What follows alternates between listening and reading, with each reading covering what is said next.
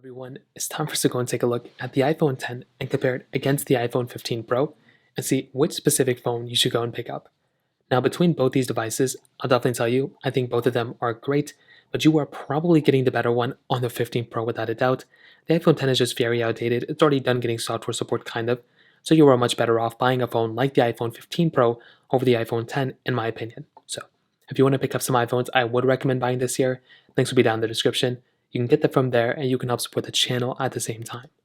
Now, starting off with the outside of both of them, the iPhone 10 that came out in 2017 on the front has a 5.8-inch Super Retina OLED display. And it's a good panel. There's not a lot to complain about, even in this day and age, like 6 years later. But keep in mind a few things. One, this is a little bit of a different, panel and a phone that we're expected nowadays. Like it's a good panel, but you have the notch up top, which is different.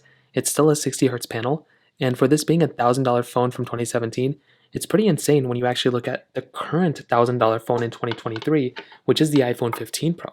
This particular device has a 6.1-inch Super Retina OLED display. So it's a Retina XR OLED display at that. It's a very good panel. I've always loved these types of panels since last year. And you're getting the dynamic island on it. ProMotion 120Hz here as well, which is a really big asset. Having ProMotion is amazing, and having that type of capability here is a really cool thing. So that in and of itself is another cool feature. You're getting a really good phone on the 15 Pro. The 10 is still decent, but the 15 Pro definitely wins here for sure. Funny enough though, I kind of think the rest of the body, at least on the sides of these phones, kind of looks a little bit better on the iPhone 10. Like you're getting like this flat side on the iPhone 15 Pro, which looks great and more modern. But the iPhone 10 has this like reflective material, which I think looks really good. Reminds me a lot of like the Galaxy S23s. And I like this. I miss this that the older iPhones had, but it is what it is. Like, what are we going to do about it? But I kind of do wish the current iPhones kind of had it too. But what are you going to do? The iPhone 10 has that SIM card tray as well, which is really nice. On the backside, you can see the iPhone 15 Pro has that USB Type-C port, which is really cool. Having USB-C is amazing, and it's definitely one of the biggest features going up to one of the 15s in general. The iPhone 10 has that Lightning port, which is still very good. I like Lightning a lot, and once again, having that type of capability here is a very, very cool thing. So on the outside, I definitely will tell you the 15 Pro definitely wins for sure. On the back side, you can definitely tell that the 13 Pro here is just on another level. The 10 had a dual camera setup, a wide and telephoto lens. The 15 Pro had a wide ultra-wide and telephoto lens here.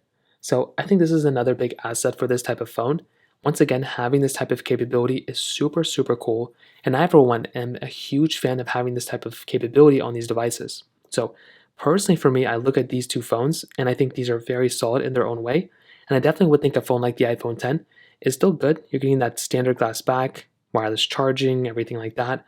The 15 Pro has the same stuff, but it's a frosted glass back this time around, which is a very cool thing. Like I said, having a frosted glass back makes this phone feel that much more premium, which is amazing.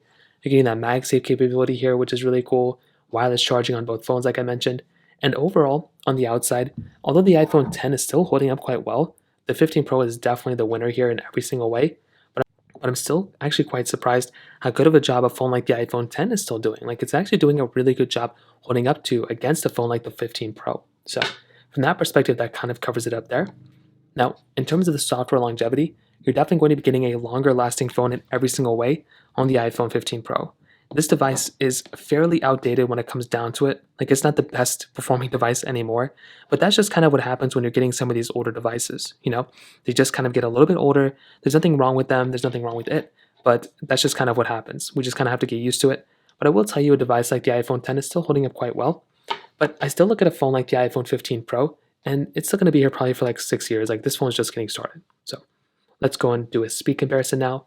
The 15 Pro has that Apple A17 Pro chip inside of it with 8 gigabytes of RAM, where the iPhone 10 has that Apple A11 Bionic chip inside of it with 3 gigabytes of RAM. So let's go and see which one's the faster phone between both. Okay, all the apps are cleared out in the background, so let's get into it. Phone calls 3, 2, 1. Totally messed that one up already. Let's go and hop out of this one. Let's go and do music 3, 2, 1. Okay, they were on two different panels, and still the iPhone 15 Pro loaded that one up faster. Scrolling through, nothing crazy. App stores 3, 2, 1. And you can see the 15 Pro was slightly faster there. Scrolling through, like I said, the iPhone 10 has that 60 Hz panel. And you can see it is taking quite a bit of time for it to kind of load beyond. The 15 Pro is just zapping through it. Getting back up to the top, you can kind of see what's going on here too, and pretty much the same thing, hopping out of here. Let's go and get into camera, 3, 2, 1. kind of the same thing. Hopping out of here, settings 3, 2, 1. Even that app was faster there. Even getting out of apps is faster on the iPhone 15 Pro. Let's go and get into some other apps. Let's go and try something like Facebook. 3, 2, 1. Oh, I think I am logged in here. No, I'm not. The 15 Pro is faster. Looking out of here, let's do Netflix. 3, 2, 1. And the 15 Pro was slightly faster, but it was still very close. Thank you. 3, 2, 1.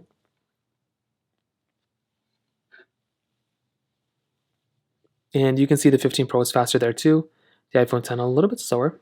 Hopping out of here, let's go and get into another one. Let's try Genshin Impact. 3, 2, 1. Now, Genshin Impact is a very big game, so testing this one is going to be kind of interesting because it's just a massive game that everyone has probably already played before. But you can see that even getting into the loading panel, the 15 Pro is faster, let alone the speed and everything like that. That's also going to be a pretty big difference. You're going to be getting a faster phone on the iPhone 15 Pro from that specific standpoint as well. Stack, 3, 2, 1. And you can see the 15 Pro again is the faster one, which was expected. We can try another one. Let's try, what other apps do we have here? I mean, we kind of already tested them all. Snake vs. Blocks, 3, 2, 1. But it's quite obvious to us, at least to me, that the 15 Pro is going to be the faster phone in pretty much every single area. The 10, I think, is still doing a really good job. You know, as you can see, it kind of goes up there a lot. But definitely, without a doubt, the 15 Pro is going to be the faster phone in every single way. So that kind of covers it up there. Now, in terms of the camera side of things, as you can kind of tell, these two cameras are slightly different than one another. So with the iPhone 10, you're getting that dual camera setup, a wide and a telephoto lens. The 15 Pro, you're getting a wide, ultra-wide, and telephoto camera. Now with both these phones, I'll definitely tell you in my opinion, these are very solid devices. I like these cameras a lot. And once again, there's not really a lot to kind of complain about here. But on the iPhone 10 side, it's definitely more of an outdated camera, which is just expected. With the iPhone 15 Pro, you're getting 4K at 60 on the front and the back. The iPhone 10, 4K at 60 on the back, but only 1080p on the front. That is kind of a slight difference probably for a lot of people. You'd probably expect a little bit of a better camera nowadays. With the iPhone 10, like I said before, I've always felt like this was a good, decent camera at the time. You know, you're getting 10x zoom, which is awesome. On the outside, you're getting 1x zoom, which again is pretty good. You're getting video mode, slow mode, time lapse. Lots of good quality features that you probably would expect from a majority of phones nowadays. Nothing super crazy or out of the ordinary, but very good, decent, phones and photos and cameras and everything that you'd probably expect.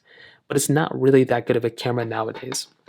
Something like the iPhone 15 Pro, this is a pretty good camera. This is like one of the best cameras you can probably buy. And that's an amazing thing. When you're spending the most amount of money now, you probably expect to get the best camera. Now with this type of lens, this is, like I said, a good sensor in majority of ways. You're getting 0.5x zoom here, which is the ultra-wide camera, which is nice. You're getting pretty much like 15x zoom, which is really cool. So you can just zoom in 15x, which is insane. And once again, having that type of capability is amazing. And that in and of itself is a super, super cool thing. So you're getting video mode, cinematic mode, slow mode, you're getting portrait mode. Like there's just so many more options and modes available inside of the 15 Pro camera over the iPhone 10, making this that much better of a camera.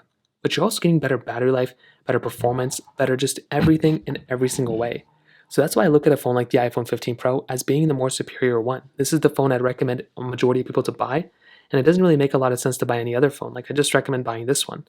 But the iPhone 10 is still a decent phone for what it is, but you are much better off, even if you don't want a 15 Pro, buying a lot of phones in the center. There's the iPhone 14 Pro, 13 Pro, 12 Pro, 11 Pro. You can also go for the iPhone 13, the iPhone 14, the iPhone 12 even.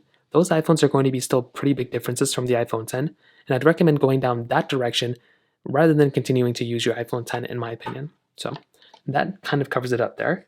If you have any other thoughts or questions, let me know in the comment section below. Hit the like button, that would mean so much, but definitely hit that subscribe button. More importantly than everything else, I love every single one of you guys. Hopefully I'll catch you guys in the next video.